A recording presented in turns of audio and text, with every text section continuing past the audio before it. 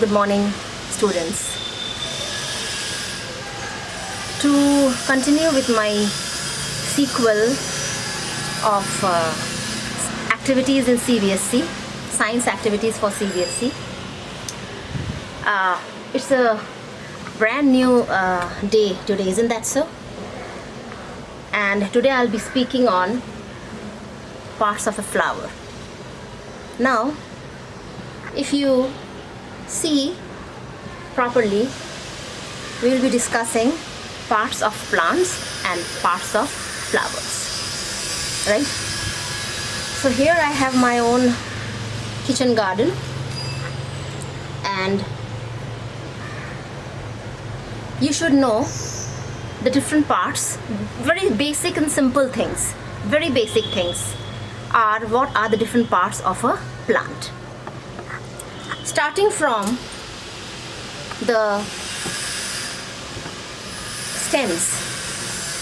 So you can see the stems. Stem is a part of shoot which is above the ground and it bears the branches. Now the stems, as I had told in my earlier video, that the parts of the stem, how would you identify a stem? That there are nodes and internodes. Now if you focus yourself that these are the nodes from where the other stalks of the leaves come out. Now talking about the flower, see, a fresh new flower it is, isn't that so? And what all can you see? See, a typical flower, that is hibiscus, this is a hibiscus flower, has 4 parts in it, 4 layers. So starting from the very base, it is the sepals, green color sepals. These are the petals. Then what else? What is this? You can see this is the female part, that is the gynecium, which is the stigma, style and ovary, and the stamens, that is the male part, androecium. It consists of anther and filament. See how beautiful it is. Look at the stigma. Look at the beautiful stigma. And look at the stamens. What is the color of the anther? See the color of the anther. The anthers are sacs which consists of pollen grains. So the pollens are yellowish in color. And this pollen is held by a small, thin, fibrous stalk-like structure which is called the filament. If I take out one filament from here, then you will not be able to see. But if you see it, it is attached here. This is the filament, and filament bears it's a stalk and it bears the pollen sacs which have the pollen grains, hence it is yellow in color. But look at the beautiful stigma. So why does the flower has colors in it? What is the reason behind beautifully colored? Just to increase the beauty? Just to increase the aesthetic sense?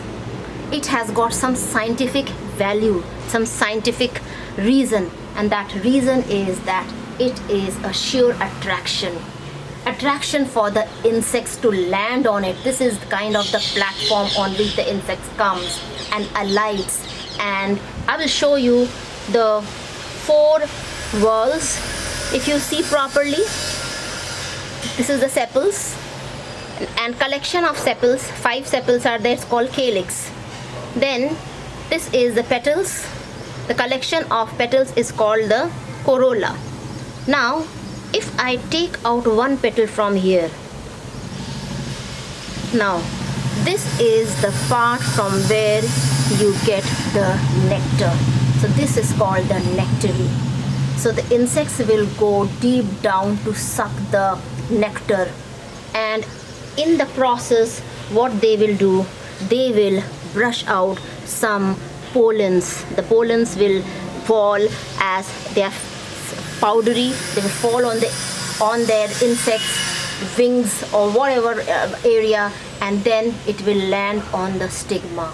So this is a precursor to reproduction. That is, this process is called pollination. Transfer of pollen grains from the anther to the stigma of the flower. Here in this case it is self-pollination. So this is called as pollination, and it is here where the insects alights, seeing its beautiful color. Its a color is a kind of a trap for it. It's an attraction for it to come. And of course this is the part of the nectary. So this is, now if I remove this collection of petals, what is the collection of petals called as? It is called as the corolla. Now if I remove this, you see how it is secured at the base, how it is nicely secured at the base. If now I will remove the calyx, and you can see that it is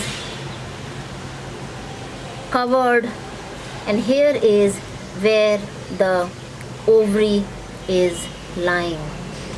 Now I'm going to dissect it with the help of my, it's a very manual. I will not uproot the flower. I will not take the flower out.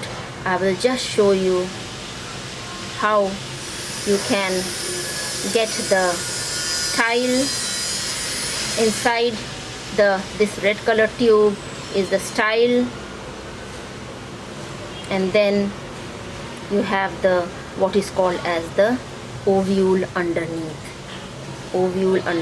Here is the ovule.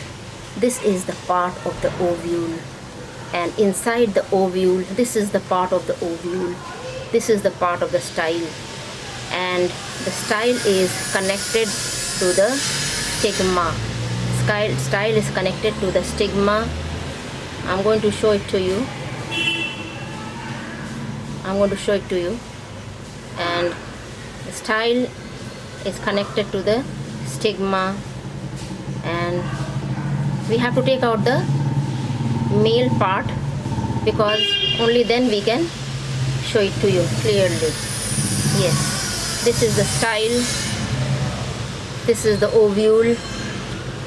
Now in fact this is the ovary. If we break open this, you will see the tiny ovule inside it. The ovule forms the seed and the ovary forms the fruit. So this part forms the fruit of the plant. So you see such small part. Ovary forms the fruit, and inside the ovary small seed-like structure is there. It is called the ovule. The ovule forms the seed, and ovary forms the fruit of the plant. So flower is called the reproductive part of a plant, whereas all the other part is called the vegetative part of the plant. So when you know the basics of a plant, then you can go on to learn about the different processes which takes place, like pollination, and then comes the fertilization, and then comes the flower turning into a fruit, and from the fruit again the seeds will grow into a new plant. So from this reproductive part of a plant, a new plant grows, and this is called as a kind of sexual reproduction. When the reproductive parts, where the male and female gametes are involved, then it is sexual reproduction. So from the basics parts of a plant to reproduction. That's all from here today. And you know what? The desire to learn is an index for growth. So keep up that index. Keep up that desire to learn. Thank you very much. That's all from here so far. Till we see you next, it's bye-bye from here. Bye.